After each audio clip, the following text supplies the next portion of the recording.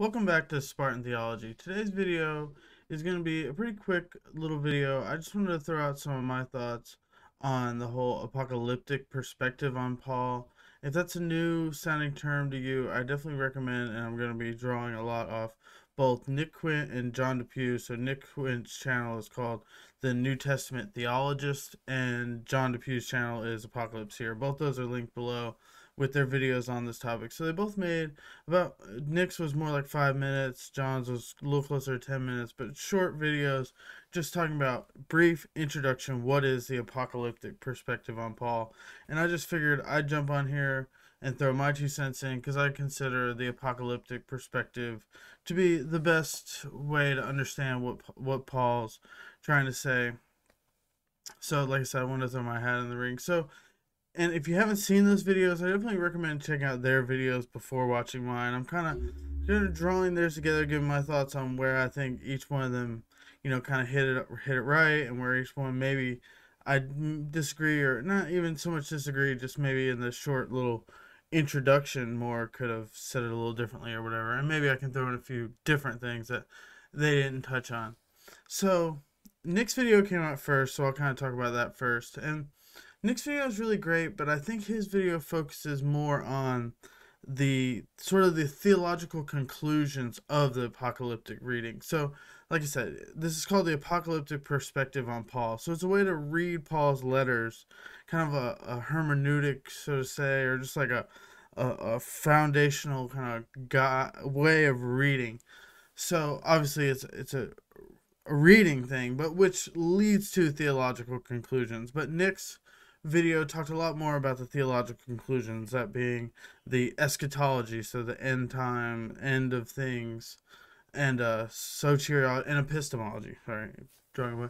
Epistemology and eschatology were the two big themes that Nick's video touched on, which both me and then John also agreed. Those are that's the main thrust of the apocalyptic perspective theologically. It leads to a foundational understanding of epistemology as first being revealed from God through Christ, always foundational on that revelation. That's where the the word comes from, revelation, same word. It's something that's revealed from God and kind of a breaking into our reality, which Nick touched on great, where he mentioned that it's kind of foundation founded on the incarnation, where I'm not so sure. I think some apocalyptic readers might talk a little more about the resurrection or different aspects on where they ground this sort of breaking into our reality.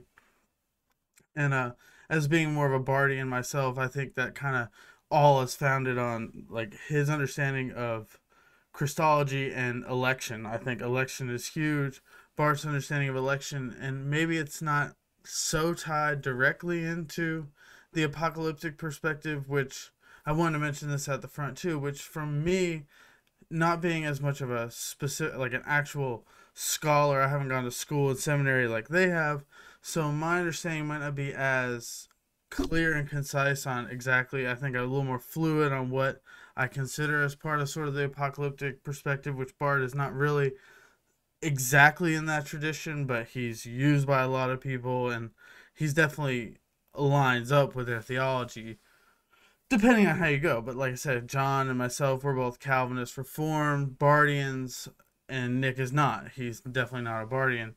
So you don't have to be Reformed, but I'm kind of going off on a tangent. I want to kind of stop. So as far as what this video is, so I'm kind of touching on, let me get back to where I'm going.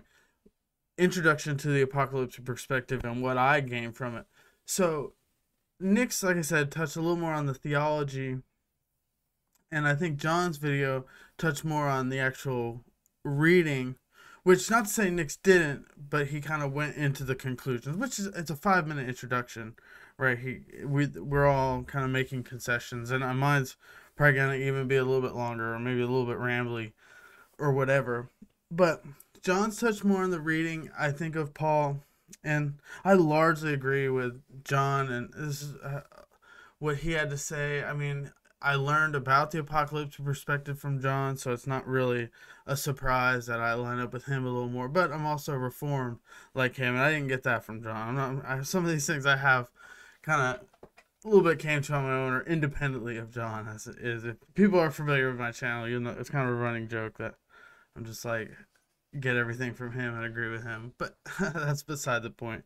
So, but the one thing I wanted to add to the conversation is sort of how I came to really be into the apocalyptic perspective. I think shows sort of its strengths. So it's like I said, there's the old perspective, which is a pretty broad, it could be considered the Lutheran perspective, which is sort of just like, if you're not too familiar with Pauline studies, this is probably the perspective, the understanding of Paul you've gotten, where it's a strict distinction between works of the law and the gospel. So our law and gospel distinction came from Martin Luther. And then along came some of these new perspective people like N.T. Wright, who really critiqued the old perspective as just not understanding Judaism in the Second Temple period, that Jesus was around, and where the New Testament authors were writing. This old perspective really got a lot of things wrong. And I totally agree with where the new perspective was critiquing the old and really saying that, like, okay, there's these problems. But then the solutions brought on from the new perspective, I think sort of their theological conclusions of that are a lot better. A lot of them are, I totally agree with, some of them I don't, but I think they're better than the old perspective. But I think the new perspective reading on Paul gets a lot of things wrong. It sort of I feel like it sort of shoehorns in some of these theological conclusions that it wants to get to and knows are right, but doesn't really back it up with an accurate reading.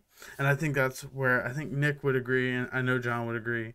I'm curious and so for me, then I realized, oh, there's this other perspective called the apocalyptic, and learning about, okay, so they like for example, Douglas Campbell's view on Romans 1-3 as a Socratic argument, I think is a prime example of where I like why I really fell in love with this apocalyptic perspective, because I think it's able to really say, yes, this is what the text says. The text, Romans 1-3, says what the old perspective said. I think the old perspective got the text right, but by getting the text right, the theology was off, way off.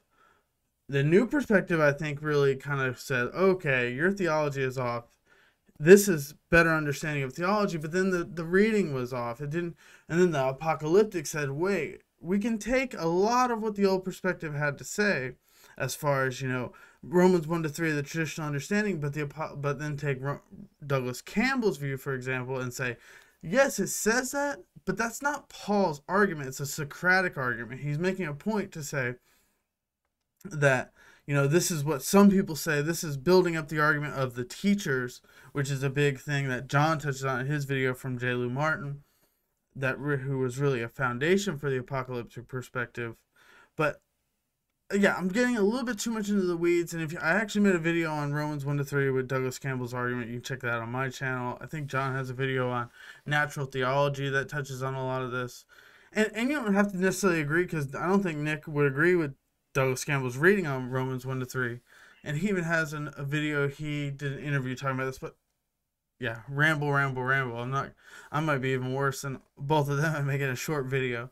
But what I really want to say is, I think the old perspective really did get a lot of the reading of Paul right, but where it missed, it drove it off into some bad theology. The new perspective came in and criticized some of that and got a lot of theology right, but the reading was off. And I think if you agree with that, you kind of see some of the flaws in the N.T. Wright, who's a big proponent of the new perspective.